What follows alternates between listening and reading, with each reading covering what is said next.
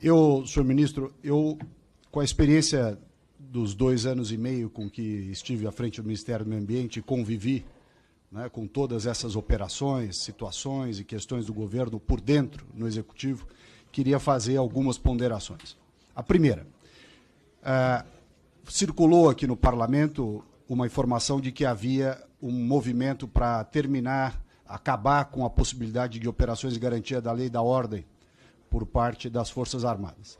E a experiência que eu tive com as GLOs ao longo dos 2 anos e meio do governo e depois o que acompanhamos depois, eu manifesto aqui a minha concordância. Eu acho que essas operações de garantia da lei e da ordem têm um custo absurdo, uma efetividade baixíssima, né? Eu presenciei as operações de GLO na Amazônia, foi enxugar gelo o tempo inteiro. Eu me lembro de uma das exposições feitas no Comando Militar do Norte, em que era só slide de cuidado com questão odontológica, plantio de árvore, e não tinha uma operação efetiva de troca de tiro com garimpo ilegal, com a invasão de local em plena atividade. A única operação efetiva que foi feita a revelia do planejamento do MD, que foi na Terra Munduruku.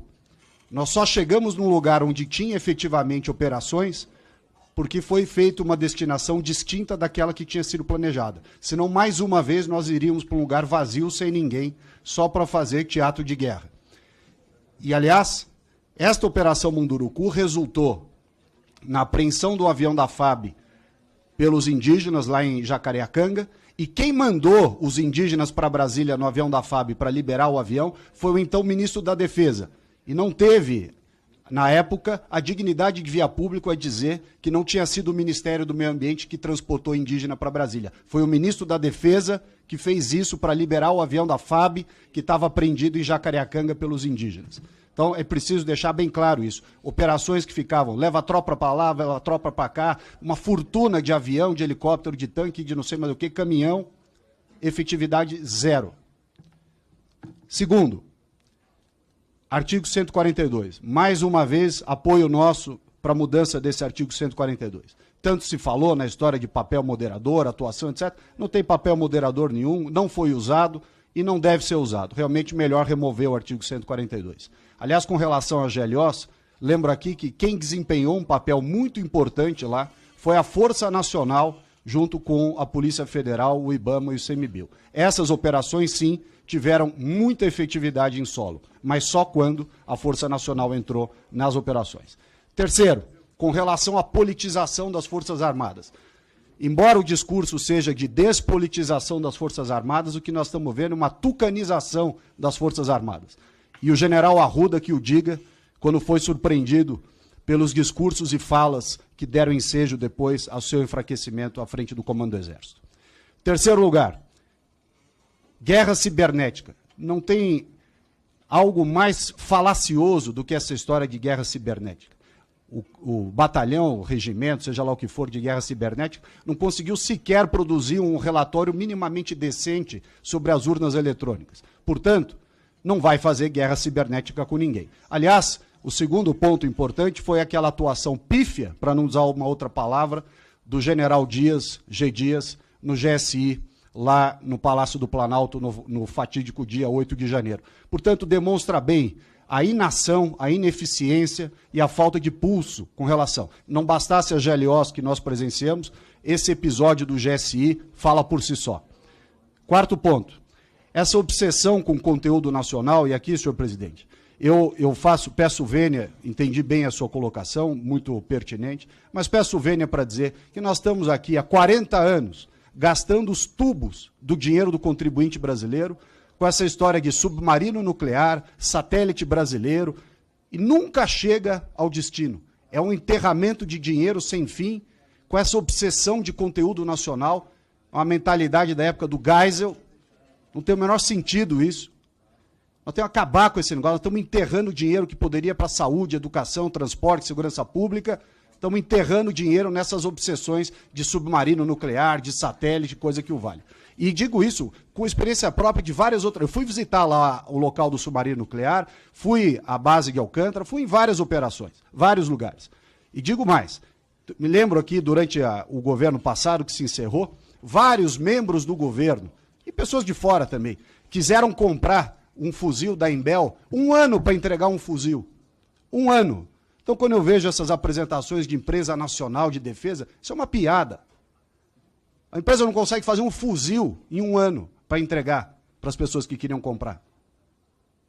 Está aí o satélite que nunca chega, o submarino que nunca recebe, enfim, uma infinidade de recursos públicos gastos nisso. Aliás, me lembro bem, durante as operações de GLO, o centro lá, o Sensipan, que dava as imagens de PRODES e DETER e tudo mais, para nos ajudar, uma demora tremenda na entrega de informações, sendo que a Planet, uma empresa privada, faria 10 vezes mais rápido com um milésimo do custo. Por fim, eu ia comentar aqui do sistema controlado de armas de fogo, mas como agora o novo decreto parece que vai transferir essa incumbência para a Polícia Federal, não preciso gastar tempo com a dificuldade que foi propositalmente criada contra os colecionadores e atiradores pelo Exército Brasileiro. Com relação ao orçamento, para terminar, ao contrário do que se pleiteia aqui, se pleiteia em todos os lugares que a gente vê, eu participei do recurso que foi repatriado do Brasil, da corrupção da Petrobras, e que boa parte ficou com o Ministério da Defesa, sobretudo com o Exército, que era para gastar na defesa da Amazônia, no combate ao garimpo ilegal, ao desmatamento ilegal e tudo mais, e serviu para engordar o caixa do Ministério da Defesa, que aliás é um caixa sem fundo. 124 bilhões de reais, se o número não está desatualizado aqui. Eu me lembro que, apesar desse caixa de 124 bilhões de reais, o Ministério da Defesa teve a pachorra de cobrar do Ministério do Meio Ambiente, cujo orçamento é 3 bilhões, 40 vezes menos do que o Ministério da Defesa. Um sobrevoo de helicóptero Black Hawk, que foi usado lá em Santa Maria, quando foi feitas as operações de meio ambiente lá no Rio Grande do Sul. R$1.200.000 de sobrevoo de helicóptero. É o fim da picada. Um orçamento que já é gigantesco, que gasta uma fortuna de pessoal. Nós vemos os números estratosféricos que são apresentados aqui, e peço vênia ao general Tomás para citar o caso que foi colocado na imprensa, de R$770 mil de indenização ao general Tomás, quando passou da ativa para a reserva. Essa tem sido a finalidade do dinheiro do contribuinte brasileiro. As operações de abate de aeronave, de tráfico de drogas, de combate ao tráfico de drogas nos rios da Amazônia, de fronteira com Bolívia, com Colômbia, com tudo isso, zero de efetividade, zero. Quando você vê a quantidade de operações que foi divulgada, 698 operações, eu pergunto, quantos aviões nós abatemos? Quantas operações de conflito houve com os traficantes? Isso sim, nós estamos gastando dinheiro com inimigos fictícios. O míssil de não sei aonde, a bateria antiaérea, para guerrear com quem? Com a Argentina, que não tem nem doce de leite mais. Para quê? O inimigo fictício, a gente fica gastando fortunas do contribuinte brasileiro com essa obsessão de míssil balístico. Míssil balístico para quê? Se nem na fronteira, para a lei do abate, a gente usa o armamento que tem. O Brasil tem a fronteira mais peneira, vazia que nós temos. Ninguém quer ir para o confronto. É só desculpa para não ir no pau.